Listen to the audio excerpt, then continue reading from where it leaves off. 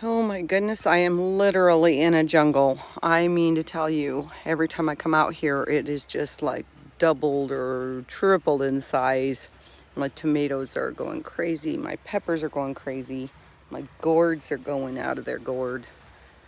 My asparagus beans, not so much. I think they're crowded, but they're at least getting flowers on them now.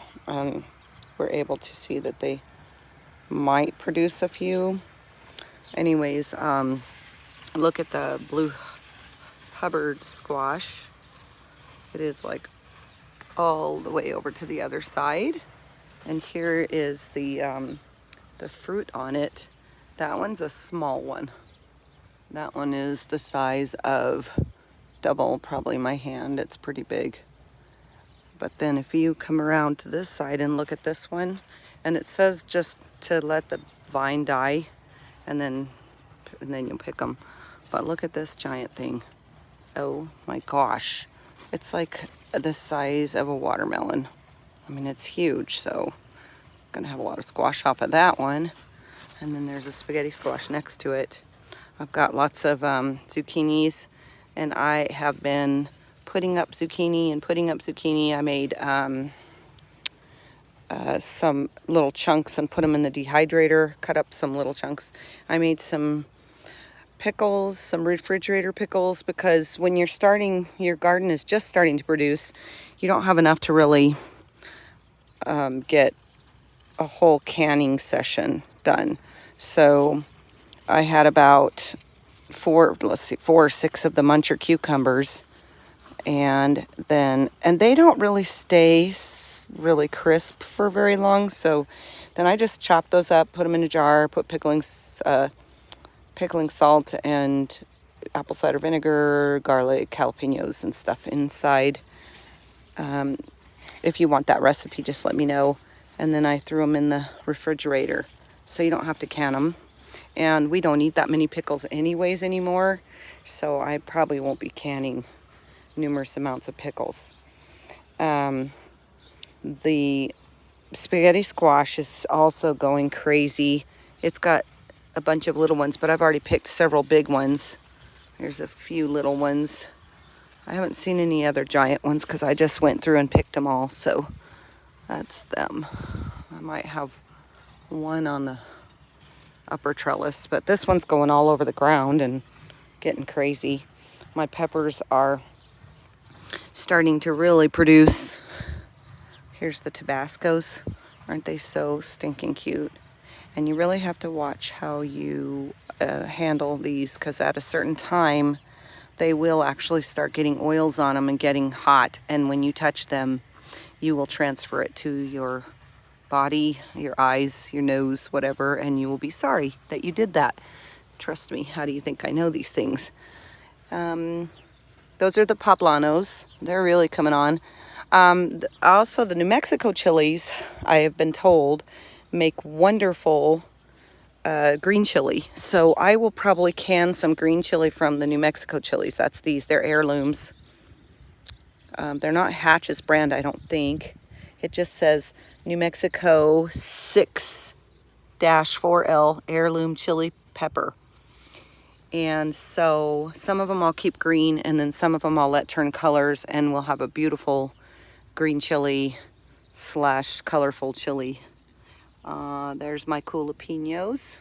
They're just really starting to get big. Here's the ancho chilies that I'm going to make chili powder with. Them and some poblanos. Anchos and poblanos, I really think they must be related. They look so much alike. And then, and I don't know if those are hot or not, because they didn't really say. Here is the yellow watermelon, and it's starting to grow watermelons. I'm not really sure if it's going to make it. It was such a late seeded thing. And then, believe it or not, my little loofah is actually starting to climb. Look at it, put out little sprouts, so it must be happier. So I'm going to take this plant out of here, and I'm going to move it because I have plenty of melons on this one. I'm going to move it over so that it can be out of the way of the loofah. So I don't know how I'm gonna exactly do that, but I'm gonna push it out there and put it around the backside, go up somewhere else with it so that this little loofah has some room. There's a cantaloupe. Isn't that cute? Cantaloupe. And these are all pretty small, but most of the variety that I grew were the small variety. This is a normal variety, so this one has a long ways to grow. Let's see what temperature it is. It's really a cooler day today. It is just about 80. It's like 78 is all. Isn't that funny? And it's been upwards of like almost 100 even, and it's cloudy, overcasted today, so I've already been on my run, and it was so nice because it was just not hot at all today. I got back late, which is because I could take my time. It wasn't too hot. Here is another one of the cantaloupes. There's several of these cantaloupes here. And then this one is another chili pepper. Now this one's got some leaves turning. I think this could have been from some spray that I sprayed on the ground around this because I was getting a lot of roly-polies. And so I make up a spray. It's a quarter cup of some kind of cooking oil. So I used canola this time. A couple little squirts of Dawn dishwashing liquid. Water, fill it up to the top, and then I put each 10 drops of peppermint, 10 drops of lemongrass, and this time I can't remember the spice that I used. I did have a spice. It wasn't marjoram. It was not basil. I'll look it up for you. And if you want to know what that recipe is, just say recipe please, and I will, and tell me what recipe you want, because I have a few recipes. I just made some really great eggplant parmesan last night out of these long skinny eggplants. And instead of cutting them in a circular, because they would just make little tiny eggplants, you know, little tiny rounds, because they're so skinny around. Then what I did was where is it? Here we go. I just cut them longwise and made like pickle slices, long sandwich pickle slices out of them. And then I battered them, dredged them, whatever you call that. And then I put them in, then I rolled them in breadcrumbs, and I dredged them again in the egg, so I double dredged them. And then I put them back in the breadcrumbs. I fried them up in olive oil, and then I put them in a baking pan and poured spaghetti sauce over them, and then baked them in the oven with some cheese and some Parmesan on top. Well, they're both cheeses, but some regular shredded cheese, like Mexican flavor style or whatever. You could use whatever cheese you like, mozzarella. And then I put the Parmesan on the top and baked it till it was kind of a hard crust on top, and it was really yummy. And I'm not even that good of a cook, so if you want that recipe, just let me know down below. I want the recipe for the eggplant Parmesan, and I will leave that for you. Here's the Eden's Gem, and the reason they call it Eden's Gem is because they are small and they're supposed to stay small. So I'm not really sure. This one isn't ready because it's dark green, and they will turn a pale color. So, and also right here on the stem is kind of like fused to the muskmelon, and so as it gets more ripe, that stem will start to pull away like a cake, or like brownies won't do when they're getting ready to be done in the oven.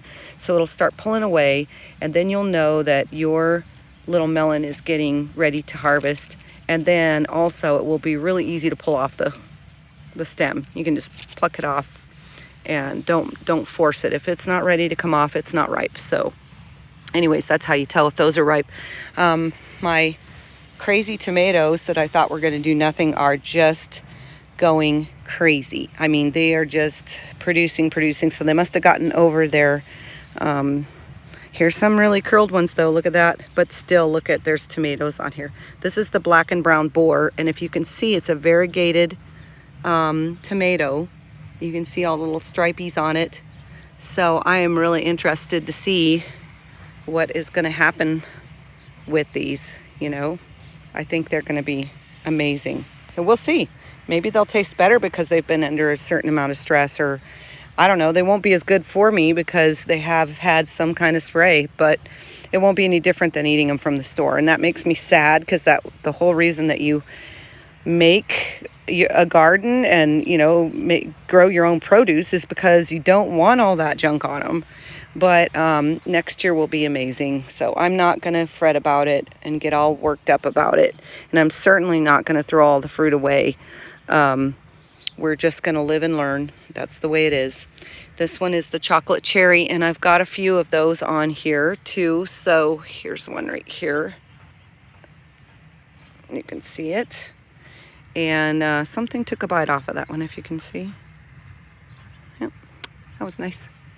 The deer here are just relentless. I did put soap, bar soap, on the garden and around, like I have it sitting there. And then I'll just kind of rub it, get it wet and kind of rub it around this little metal thing so that it's kind of scented on there.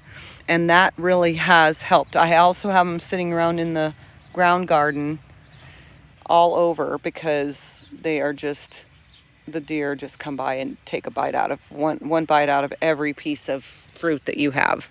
So anyways, like I said, not going to get too fretted out about it.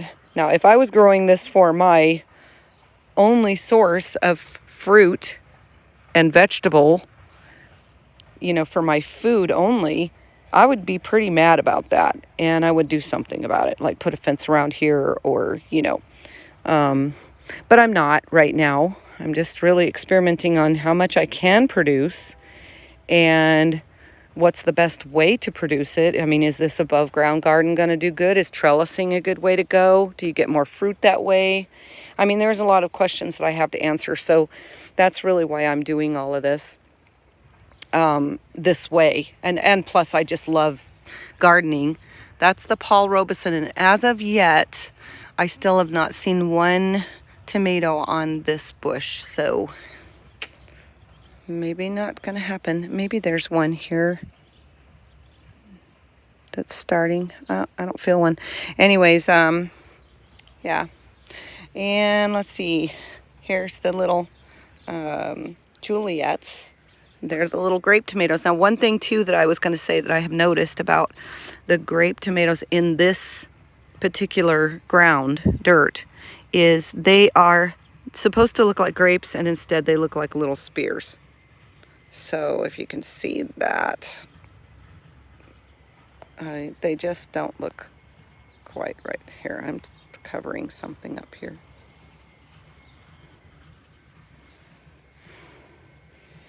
Well, I got turned around, that's why. Here we go. I don't know how long you were looking at my ugly face, so I'll look at it later. Okay, so one thing that I have noticed about the grape tomatoes is that they are not making a grape look. They are actually making a look, a pointed Roma kind of look. And when I look at the books of what they're supposed to look like, they definitely are grape and rounded bottoms. So that could be part of the damage. So they're trying to protect themselves somehow, or just growing odd because they're damaged. This one is the White Wonder. I still haven't seen a tomato coming off of this one. So we're still kind of in the dark on this one, whether it's going to produce or not. I'm still, you know, doing the regular pruning on it. I have a bag on this one, but these flowers have not come off yet, so we will still be leaving the bag on and making sure that it doesn't get pollinated with something else. And then good old Mr. Green Zebra. It's now grown a big old clump of leaves out of the top, and it is determined that it is going to try and produce something before end of season. So we will keep you posted on that. That's very interesting. Here are some of this is a Juliet, and these are actually starting to get a little riper. I mean, they're not ripe at all, but they're all pointed. Look how pointy they are. And they're also, this is weird too, they're also bigger than what the little thing shows here. This is what they're supposed to look like. Rounded, like little grapes, you know, kind of oval. And these are very awkward looking. They're very pointy spears. They're big. Like, look at, there's my thumb. And even though I don't have big hands, that's a pretty big grape. So, I don't know if you know anything about grape tomatoes. You can let me know if you think this is something that has to do with the dirt that I put them in, the pesticide or whatever. As far as my squashes, this one has stopped producing for now. I picked the last one of it. There's a rotten one over there. Usually on the rotten ones, I pick those off, and because they just take the energy. I think I said that on the last video. Sorry for all my repeats. This one is a yellow squash as well. You can see down in there. So it's starting to produce. That one's getting overproducing, and then it will start again. So they kind of do little cycles. This one is my zucchini, green zucchini, and it is definitely producing right now. I just picked like 2 or 3 off of it, and it is, there's one that's not going to make it, so we're going to just take it off. Might have even gotten eaten by something.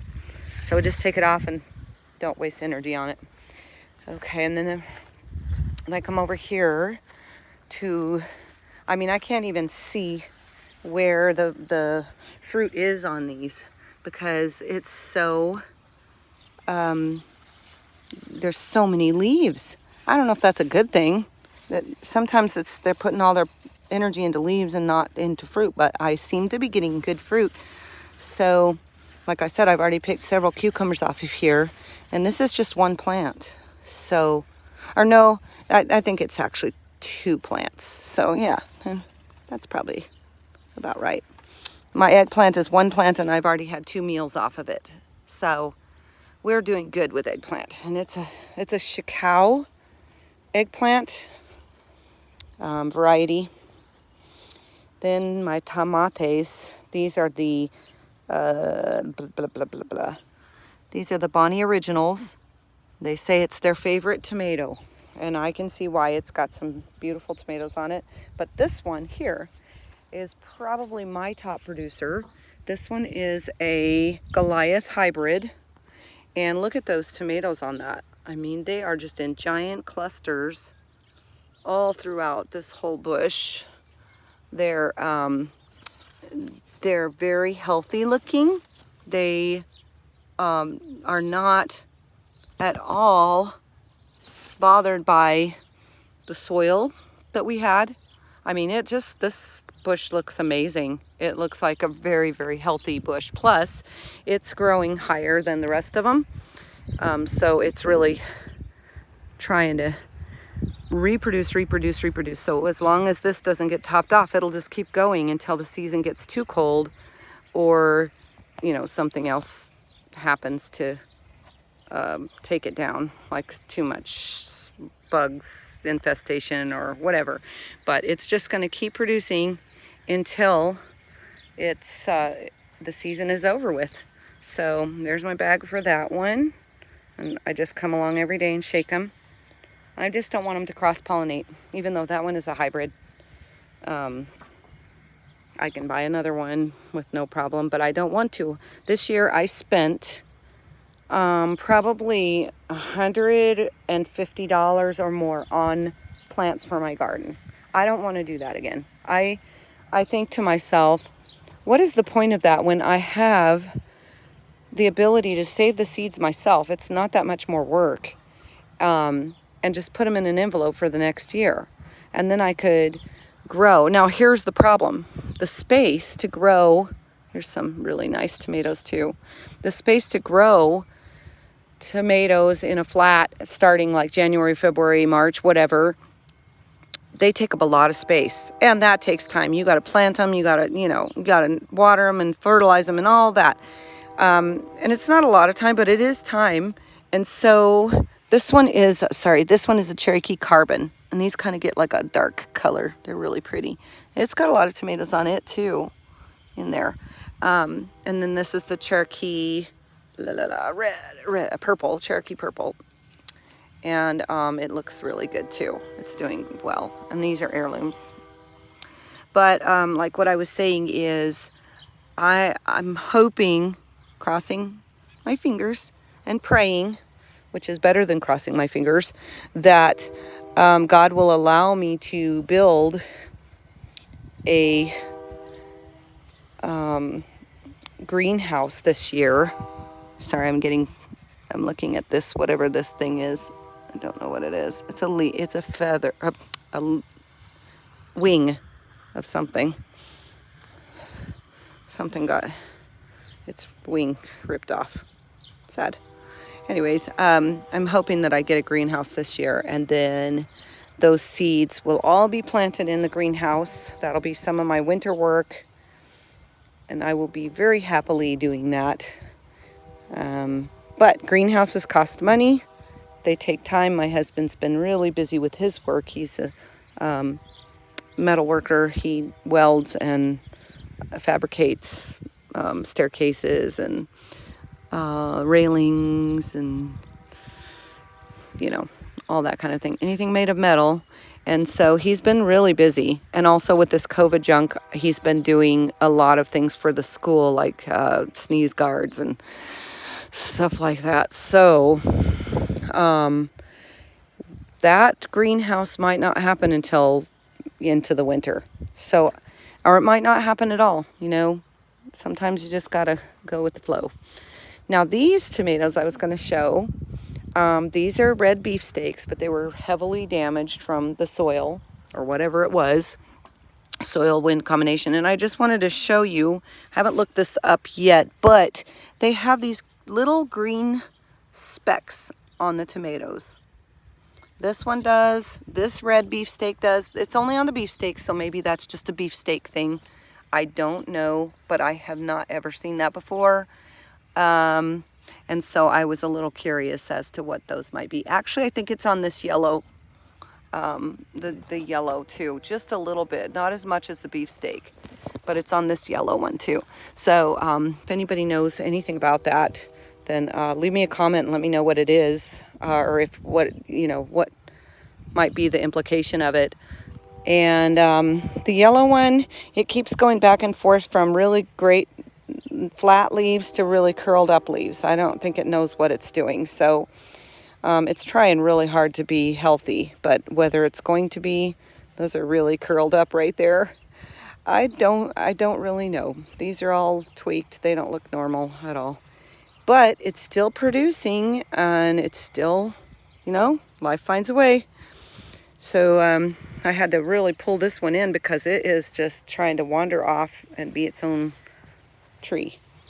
And these are all, now they're in a 1.5 foot high box, but they're all almost as tall as me now. They only have 2 more squares left of this trellis before they're over the top. But I think we're going to be okay. I'm going to stick that. I'm not going to do that with my left hand, so I will stick that in later. But here's the watermelons. Look at this cute little watermelon. Isn't that adorable? And these are just the little icebox watermelons. They're little tiny ones. Well, I shouldn't say tiny. They're still pretty big. Like this one is getting ready to be picked. Getting ready to be, because it's, it's pretty good size. And it is just about ready for me to pick it. Then they've got one right coming after it. But if I pick that one as soon as it's ripe, then some of the other ones will get a chance to ripen up a little better, a little faster, because I won't be putting all of its energy into that. There's a big one. There's a big one over here. Right there. I don't know if you can see that. There it is. Isn't that pretty? It's heavy. got a lot of water in it. The pepper that I just ate this morning, I ate one of those striped over here, the striped pepper. And it was just full of water. These are the candy cane peppers. It was full of water. I had to pour it out like a drink. I could have drank out of it. And that's interesting because if you need water, I guess, you know, in the desert and you have a candy cane pepper, you can drink it. There's a little, isn't that cute? I just love them when they're babies. They're so adorable. And then they turn to be that size. And they turn to be that size as they go down. Look at those. So cute. All right. And then there's my jalapenos back there. And this one, I've been researching cayenne peppers. These are hot cayennes. One came off that I was going to show you, but it's gone now. But look at all of them in there. There are dozens and dozens. And so they say to wait until they're completely red. And I shouldn't probably be handling them. I got to go because they're getting to the age where they are probably putting off, they don't smell that hot, but they're putting off some heat now probably. And did you know that the hotter your weather, the hotter the pepper gets? I did not know that. That's something that I heard on my research today. So this is going to be my cayenne pepper flakes. And I'm going to do some research as to what else because that's a lot of cayenne pepper. We'll see what else I can make out of them. And let's see, we got our honey rock. Yeah, it's like a honeydew melon. I just sprayed those because I got little, what do you call it? Little roly-polies everywhere. They're trying to eat all my honeydews, and I don't want them to do that. It's a honey don't. Okay, there's one there. That's a really cute one too. They're pretty big. I mean, these are honey rocks, so they stay small. They're not going to be real big. There's one there. There's one there. That's a bigger one. Hold on, you can't see it. Look at you. Aren't you beautiful? Yeah. So, and that one's getting to be pretty tall too. It's almost above my head. And I just keep sticking them through, putting them through. Okay. So down over here, I was going to show you this pumpkin. The last time I showed this pumpkin, it was just one little contained area right there. And now it has just gone, I don't know, fish emulsion crazy. There's some pumpkins in there. And there's also some squash bugs. And I just sprayed for squash bugs. I think they have all, I did not know that squash bugs could fly, which makes me understand how they get there a little bit better. I don't see any more pumpkins over here, but I know there are some. There's one growing there. And then my potatoes, some of them are doing really, really good. Like those are crazy good. Then the ones on this side, maybe different varieties, because they are all different varieties, they're not doing so great. And I can see I need to weed right through here. But I have been piling on the manure and dirt to get them higher. And they just keep growing out of it. I mean, this one just keeps growing out of it. So I'm hoping that I get a lot of potatoes because that would be really good too. I would like to can some potatoes, you know, chop them up and use them for breakfast stuff or freeze them. Freezing them is good too. I do that a lot. I just chop them up in little diced pieces. You know, the smaller the dice, easier the faster they cook it. So then I just lay them out on a cookie sheet. And then I don't care if they turn a little brown because when you cook them, they don't look any different than any other fry or home fries or whatever, potatoes. So I dice them in tiny little pieces. I lay them on a cookie sheet till they're kind of individually frozen. Then I scrape them all off the cookie sheet and pour them into a baggie, a freezer bag. Or I do also have my air, what do you call that? It pulls the air out of the bag and seals it, bag sealer. And I use that sometimes too. But either way, you can just use a gallon size freezer bag. And then I throw them in the refrigerator and then or the freezer. Then if we need potatoes for breakfast and I don't have any fresh, then I will pop those out. And you can even, I mean, I'm not a microwave person. I do some, but I don't really like to use a microwave. But if you are a microwave person, you can microwave them a little bit first and then throw them in the pan and cook them, and they're just easy to cook. So no worries, put some seasoning on them, yum yum. And then there is the corn. Now it's all tasseling at the same time, so I'm going to get cross pollination. I won't be able to see seeds that will be actually heirloom, because these ones are heirloom and those ones are not. And even the ones that got bit off of are actually like this one. She ate the whole top off of this one, but it's producing a corn. So obviously they didn't get the corn producing area. And so I'm going to have some corn. I mean, God is good, right? So then here's the burgundy okra. And it's about, I don't know, 8 inches tall now. It's really pretty, but I can see it's starting to produce little okra right there. Isn't it cute? Or maybe that's not an okra. Maybe that's just a flower. At any rate, you're supposed to pick the burgundy okras when they're pretty small. So I've been kind of keeping an eye on that. Here's some beets that came up finally. I'm going to have like maybe 6 or 7 beets, which according to my family is quite all right because they don't eat beets. They think it's like eating dirt. But I know the value of beets, and their nutritional value is amazing. So what I'll probably do with those, I'll probably get one good roasted one. You know, I'll leave it big and roast it. But then the rest of them I will probably dry and then grind up for beet powder to put in my smoothies, because that's really good for you and I really like it. So there's my onions. I've got the white onions over there, or yellow. They're yellows. And then my red onions, it looks like somebody came in and trampled them. That's very possible because the deer were here. And they are doing pretty good. They're getting bigger. They're not as big as I would have expected them to be, but some of them are. I mean, those over there are really big. And then this, I don't know. You guys can chime in. I thought this was a tomatillo. And it does have little lanterns on it.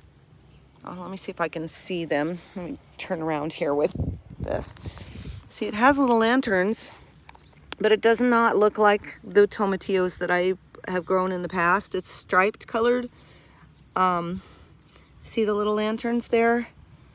And it doesn't look like the ground cherries that I've had in the past either. So if you know what this is, identify, please. Let me know. Then here's my kale. I've had a few smoothies with my kale. It's getting eaten by something. And I sprayed it today too, just so that I might get a few more meals off of it. That's another thing my kids and my husband do not eat. Unless I chop it up into, don't tell anybody, unless I chop it up into really tiny little pieces and put it in spaghetti sauce and stuff, which I do that regularly. So they do eat it, they just don't like to taste it. And they don't want to know that it's in there. So I don't tell them. They don't want to know. I mean it. Okay, there is my iceberg lettuce right there. And it's doing really good. And it's getting little red edges, which is really pretty. This one's going to seed. I'm going to let it seed. That's really cool. That's one that the deer ate the head off. So now it's going berserk. These are my butter crunch lettuce. And that is some really good lettuce too. I've had this a couple times and it is just delicious. So it's not something that you can preserve or anything. So you just eat it while it's fresh and really enjoy the heck out of it. And it's super healthy. So here's my cabbage, red cabbage. I always have a tendency to grow, if you can grow something that's of darker color, purples and blues and dark reds or oranges, then do it, because it takes the same amount of time to grow and they're double nutrition in them. So that's why purple cabbage rather than white cabbage, even though, or green cabbage, regular cabbage is super healthy for you, but this is even better. So if you're going to take the time to eat cabbage, grow cabbage, nurture cabbage, then this is just my logic. Then why not do purple? Because it's more healthy for you. This, I think, ended up being a pumpkin. Pretty sure I saw pumpkin in there. Yeah, this is a pumpkin. Look how nice that is. This is a nice pumpkin. Big. Ugh. There we go. And so I'm kind of glad that it came up because our pumpkins didn't do very good. So this was a voluntary. I don't know what that is yet. Haven't still got anything off of that one. No spinach. I'm going to replant spinach here momentarily, probably today. I ripped out all of my peas. I saved some of them for seed. And then I will replant, not with those seeds. I'll leave those seeds for next year. But I will replant out of the bag of peas that I had because peas like it cool. So we'll do a fall planting of peas and I'll get another harvest. We had peas for dinner last night. I had a quart-sized baggie full of this harvest and we ate peas one time earlier. So that's all the peas that it made. And I just freeze them in the freezer. But if you want to be able to put up peas and can them or whatever, you're going to need a ton of peas. So these two little boxes probably wouldn't even be enough if I planted them solely only peas. But maybe I'll do that one year. Just do peas because I love fresh garden peas and that's really the only way I like peas. So, and I will freeze them. They're not as good that way, but at least I know they're from my garden. And these boxes they do peas every year and they do a really good job. So here's my cilantro. I finally gave up trying to top it because it's not behaving. It's just going to go to seed anyways. It's got cute little white flowers on it. And I'm going to let it seed. My basil, I've cut it and used it for some Italian stuff. I will let it grow now and I'll cut it and use it for the spaghetti sauce that I'm in a can so that I'll have my own basil as well. And it's so good in spaghetti sauce, like fresh basil, so yummy. I have still yet to pick any carrots. Have not done that. Probably won't because they're so tiny. They're really tiny still. I think I had one over here that I thought might be kind of big, but it's not really very big. It's still pretty small. Maybe half an inch around, if that. So, and I don't know if those colored ones get that big anyways. I really don't know. My beans are finally starting to climb. They're starting to bloom. I'll get probably one harvest of beans off of them before the season is over with. They look nice. That one's ready to pick right now. But then I have only one bean. Now, if you get to where your garden isn't producing much and you go, well, what good is this? I have one bean here or one carrot here. Well, I would say take those beans and carrots and stuff and put them all together, chop them all up, put them all together, blanch them real quick, like maybe 10 minutes in a boiling pot of water. I don't even think that much, not even that much, just a few minutes in boiling water. And then freeze them, put them in a freezer bag, freeze them, and you can use them for mixed vegetable soup. You can use them for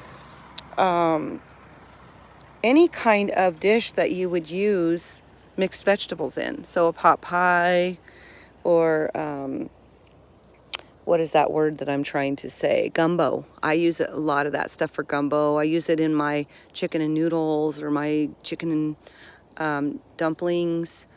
Can you tell I'm from the South? I haven't lived there since I was 6, but my mom, So I like those kind of meals. And anyways, here's some more of my thyme that's coming up. It's really coming back since I cut the parsley down, and it's coming back quite a bit. Now this one is a tomatillo or a ground cherry. I know that's what this is because these come up every year, and it's not going to make tomatillos or ground cherries this year because it's just really late. So it probably won't get any. And I heard that you have to have 2 tomatillos in order to pollinate them or get ground cherries or tomatillos out of them. So I don't know which one they are because I've had both of them in here. I never planted a ground cherry, but I ended up with ground cherries, which was really weird. but I did plant tomatillos, and maybe they come from that. I don't really know. I haven't done any research, so I'm totally blind there. There's my rosemary. It looks really good, and it smells so good. And then the red lettuce is bolting. It's starting to get really out of control. I don't think I'm going to go into any of the other parts of the garden because they look, you know, just pretty normal. Actually, I'm just going to run over here for you, and you can see, here's the chamomile and how it's reproducing after I picked and picked and picked. I'm going to have to come back out here again today and pick chamomile again. Then I will pick it. I will put it in that little paper bag that I have. Well, I'll dry it, let it dry first. Then I'll put it in the paper bag, and I'm accumulating quite a what do you call that? Large amount of chamomile. So this one, this is, I think I said last video, this is one that's only supposed to come back for 2 years, and this is the 4th year here. And it's barely making it, but it came back. This is real grassy in here, and I just haven't gotten to it. But look at these daisies. Aren't they gorgeous? And that mom that I said would come back, it didn't look like much. It's already starting to come out. It's one that just dies way back. But when it comes out, it's tall, and it's kind of got big leaves, and it's got these beautiful orange blossoms, like a burnt orange. And there's the, and I did save some of these heads for seeds. I've never saved daisy heads before. I've never tried to save seeds from daisies, so I don't really know how to do that. And I'll have to do some research on that too. And actually, I think I will take these in while I'm sitting here and just pop the tops off of them, because you have to deadhead them anyways. You might as well save them, right? I mean, you don't have to deadhead them, I guess, but they will produce a lot more for a longer period of time if you deadhead them. So you might as well do it if you have the time. If you don't, no worry. It's not about stress. Gardening is supposed to be fun, right? And it's supposed to take stress away. And so you don't get all stressed out if you can't get in and weed your garden. You just say, oh, well, you know, I'll do it whenever I can. Or the weeds can just live for a while. No worries. Be happy. So thanks for coming and checking out my garden. And I'm pretty proud of it. And I would love to see yours. You could definitely put a video and link it for me so that I can see your garden, because I really take a lot of joy in seeing other people's gardens and what they're doing with them and how they're fertilizing them and learning new things. And I mean, it's fun to be able to use each other like that and to be able to be available for each other. So I hope that this video finds you in good health and that you are having a lot of peace and that you're very blessed. God bless you.